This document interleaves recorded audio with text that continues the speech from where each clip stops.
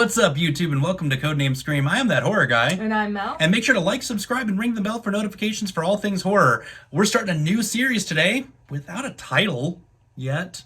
By the time you watch this, there'll be a title. Yeah. At this current second, there isn't one. But we're diving into some of the sci-fi horror realm for you guys, which I'm a little excited for. Yes. Just a little bit.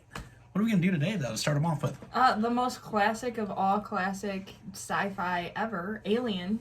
Oh, yeah. Released May 25th, 1979. Directed by Ridley Scott. You already knew that.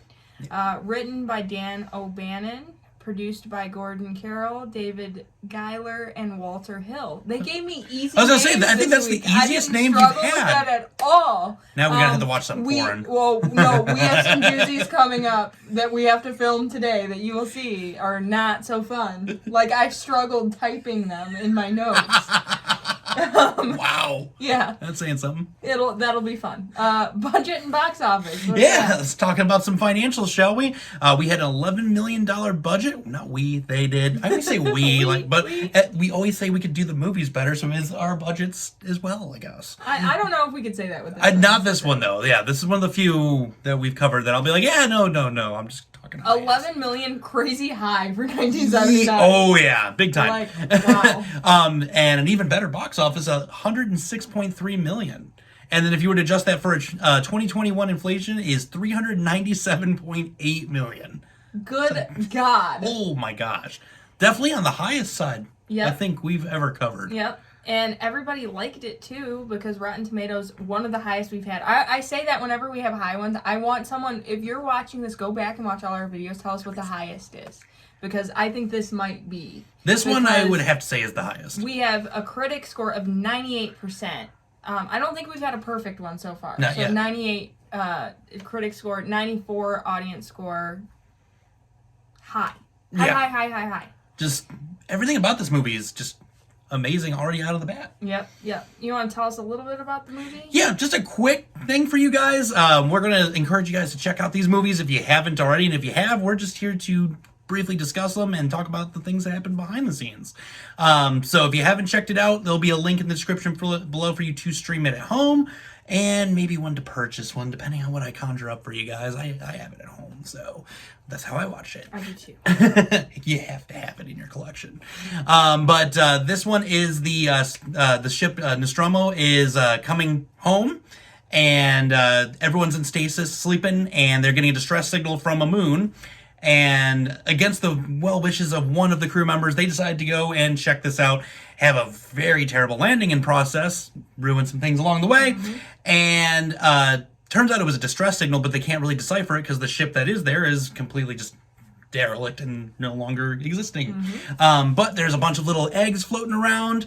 One of them pops open, goes through the guy's mask, and we have our face hugger. Yep. And then we get to our infamous dinner scene. They're all having dinner, and the guy gets up this night before they're supposed to go back in the stasis, and a chest burster. Yep. Classic. So cool. So awesome. So cool. Amazing. And the whole practical effect, I can't wait to discuss a little bit more about that sort of thing.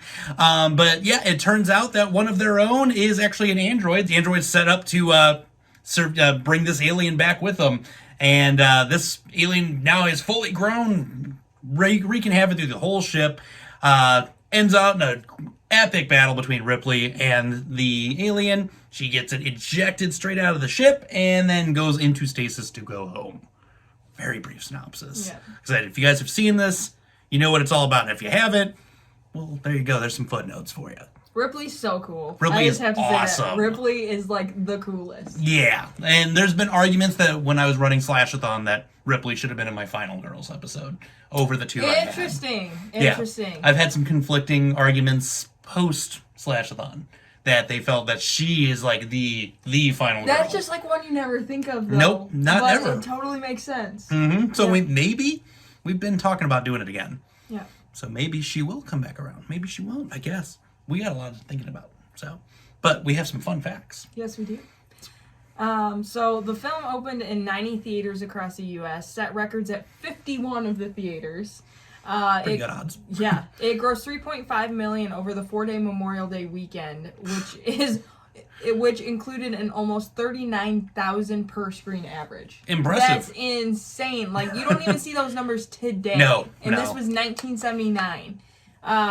Daily Variety said that this may have been the biggest per screen opening ever. Yeah, I'd like to go a little further and look into this a little bit more, but that's up there. That's insane. Oh, like, yeah. I can't believe that. I read that and I was like, are they accounting for inflation? But they're not. No. That's like literally what they made. I'd like in to account for 1979. inflation for that. Yeah.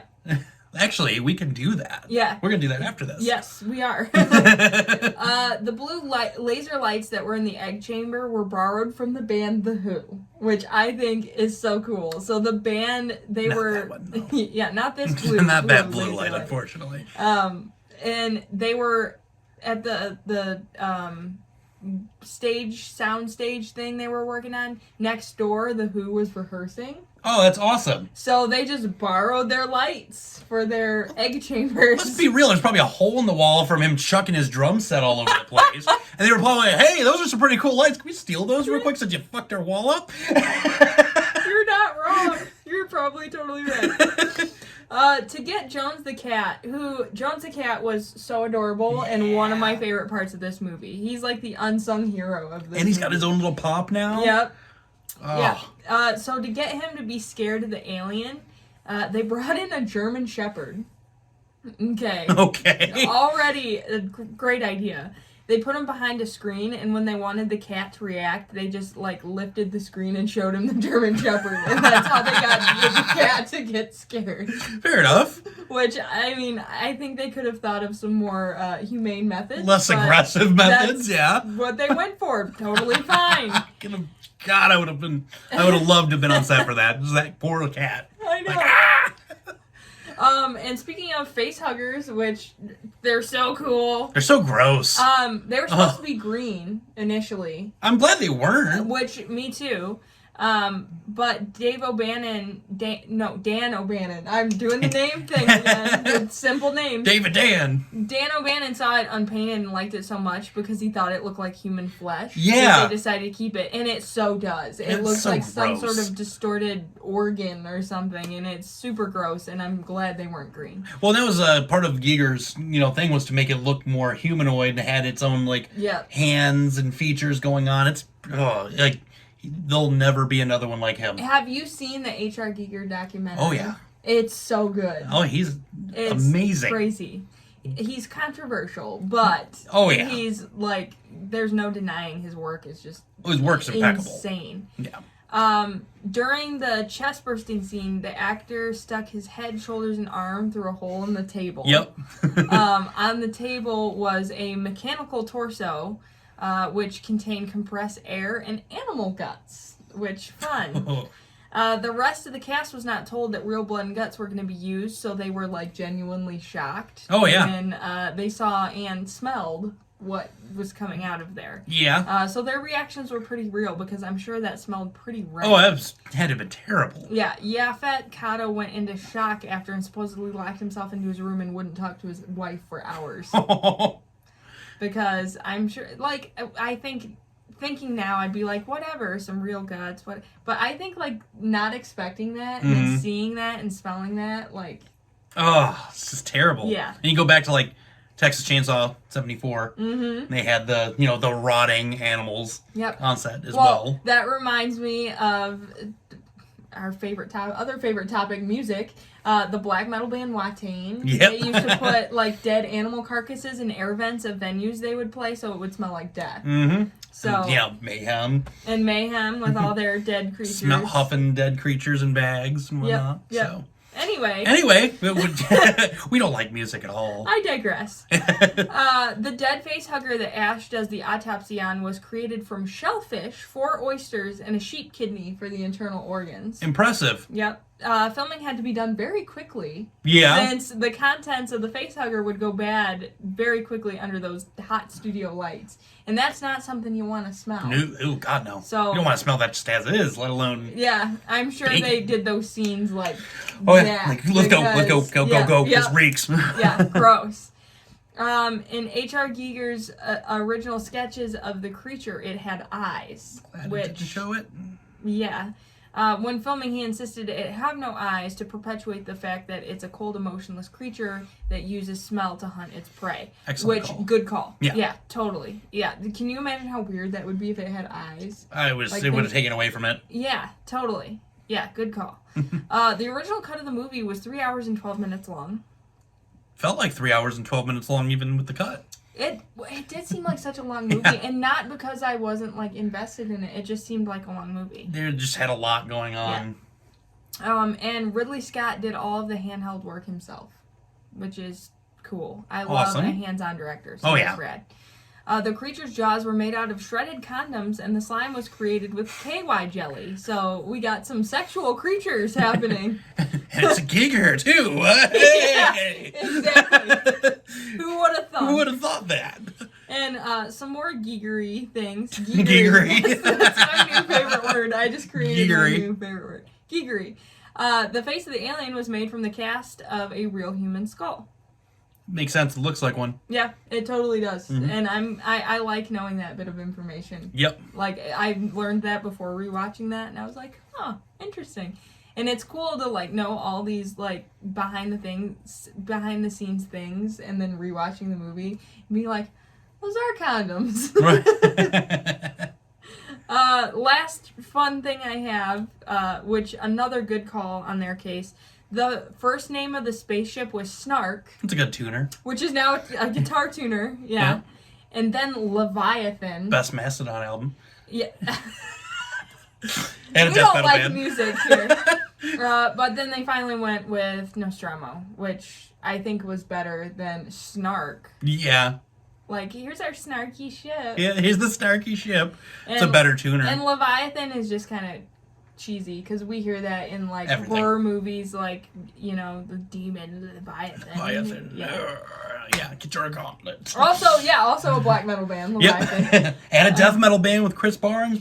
Oh, yeah, in the 80s. Right. Yep, before Cannibal Corpse. Yep, that's right. We are totally falling off the rails with our music trivia. But you know what? Not the first time we've talked about Cannibal Corpse. No. Here. Not at all. So you'll have to go back, because we've mentioned Cannibal Corpse before. And other death metal bands. Yeah. When we were doing Paranormal Activity. Yep. So. And Cannibal Holocaust. And Yep. music finds its way around here at some sure point does. in time. Yeah, hence my attire today. Which is awesome as well. And if you look in the link of the description below for both of us, we both are active musicians. So we play music. We Yeah. do the musics. all right. Well, what did you think of this movie? I love this movie. Anyone that doesn't, you're in the 6% of that audience score that are complete and total idiots. Yep. And you can fight me in the comments below if you would like, because I will gladly defend this movie until its death. There you go. I've never heard of anyone saying they didn't like this movie. Being a horror fan, being a sci-fi fan, I know people that don't even like horror or sci-fi that love this movie. Yes. Because, like, the plot of the movie is just so good. Mhm. And there's been tons of, like, those in-space movies and aliens and you know, oh, we can't get home, you know. But nothing will ever outdo this. It was way ahead of its time. It doesn't feel dated at all. I mean, other than, you know, Ripley's hair, nothing about this movie is dated. It just, everything seems so, like, I don't know, like, you watch, especially in sci-fi, you go back and watch these old movies from the 70s and 80s, and you were watching a 70s and 80s sci-fi movie. Oh, yeah. This just, like, there's a reason that it has the legacy it does. It's killer movie, one of my favorite, if not my favorite sci-fi movies of all time. Strong statement. What do you think? It is not my favorite of the Alien series. Interesting. I do enjoy this film a lot. I am not part of the 6%. I am part of the 94%. That's good. Thank you. No, I do enjoy this movie. This one felt the most horror of the entire series. Definitely. As they progressed, they started to feel a lot more like action films, with the exception of 3, which is my favorite of the entire Alien series. I'm just going to say that now, because we're not doing that. So, Alien 3 is the best of the entire series, and I will go to bat on that one. But no, this one, it was a great introduction to the story. I like the fact that we had no indication of the aliens whatsoever, that what they were going to do. The spin with the android on the crew member, that was awesome. And that like whole beheading scene and stuff was gross.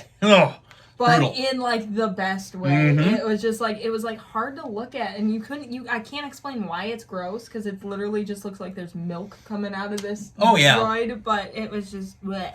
What really sold me was the over-the-top gore with the chest burster. Yep. That was the first time I ever saw this movie, I was walking into that scene. Okay. Yeah, and I was like, what is this? And I like parked it, watched the rest of it. I'm like, all right, now I gotta watch the whole thing. Yeah. And went back and watched the entire thing again. And it's just, I love the design of the creatures. Yeah. As we said, Giger is controversial, but his work is impeccable. Yeah. And this was some of his finest work. I think next to Species, this is his best work. I agree. As far as film was concerned. Yeah, it was just a slam dunk of a start to the series. It had jump scares, it had gore, it still had the sci-fi feel. Yeah. And even the studio itself, they didn't want 20th Century Fox wanted nothing to do with this movie when it first got pitched, because at the time when it got initially pitched, they were like, sci-fi, no one wanted to touch it. And then Star Wars happened. Yep. And thank you, Star Wars, because we would not have had this. Yep. And thank you, Star Wars in general, because Star Wars rocks. Yeah, Star Wars rules. So, but yeah, absolutely awesome movie. Cool. But what did you guys think of it? Because if you've watched it, you are watching this. Maybe not. And if you haven't, check it out and let's discuss it a little bit further. She'll fight you to the death on telling you how awesome this is. And throw in some Alien 3 comments in there for me while you're at it. I want to join in on this fun, right? And you can sound off in the comments below. Send us a message on Instagram, Twitter, or Facebook. Or email us. We're going to be doing a whole bunch more in this sci-fi horror realm. So I'm real excited about the series for you guys. So with that being said, scare you later, YouTube.